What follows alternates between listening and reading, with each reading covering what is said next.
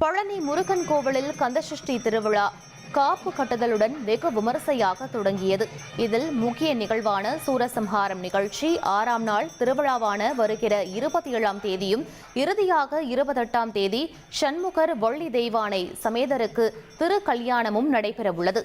ஆன்மீக பாடல்கள் பாடி புகழ்பெற்ற சிறுமி தியாவும் பழனி கோவிலில் முதன்முறையாக காப்பு கட்டி முருகன் பக்தி பாடல்களை பாடி விரதத்தை தொடங்கினார்.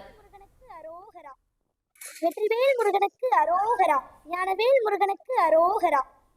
நல்லதெல்லாம் என்னை நாடி பெருகிட நல்லருள் செய்வாய், தீயதெல்லாம் உடன் தீர்த்து கருகிட திருவருள் புரிவாய். நல்லதெல்லாம் என்னை நாடி பெருகிட நல்லருள் செய்வாய், தீயதெல்லாம் உடன் தீர்த்து கருகிட திருவருள் புரிவாய்.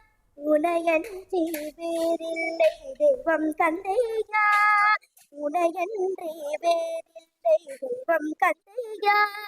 உலகாடும் பாண்டவன் நீதானையா, முருகா முருகா முருகா.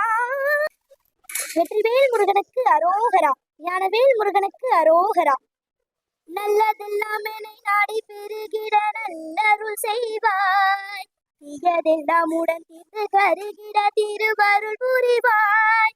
நல்லதெல்லாம் என்னை நாடி பெருகிட நல்லருள் செய்வாய், தீயதெல்லாம் உடன் தீர்த்து கருகிட திருவருள் புரிவாய். உனையன்றி வேறில்லை தெய்வம் தந்தையா, உனையன்றி வேறில்லை தெய்வம் கந்தையா. உலகாடும் பாண்டவன் நீதானையா, முருகா முருகா. திருச்செந்தூர் வரும் பக்தர்களின் பாதுகாப்புக்காக மீட்பு படகு நிறுத்தி வைக்கப்பட்டுள்ளது. கந்தசஷ்டி திருவிழாவிற்காக திருச்செந்தூர் சுப்பிரமணிய சுவாமி கோவிலுக்கு வரும் ஏராளமான பக்தர்கள் கடலில் புனித நீராடி வருகின்றனர். பக்தர்கள் கடல் அலையில் சிக்கினால் அவர்களை மீட்பதற்காக பிரத்யேக படகு கடலிலேயே நிறுத்தி வைக்கப்பட்டுள்ளது.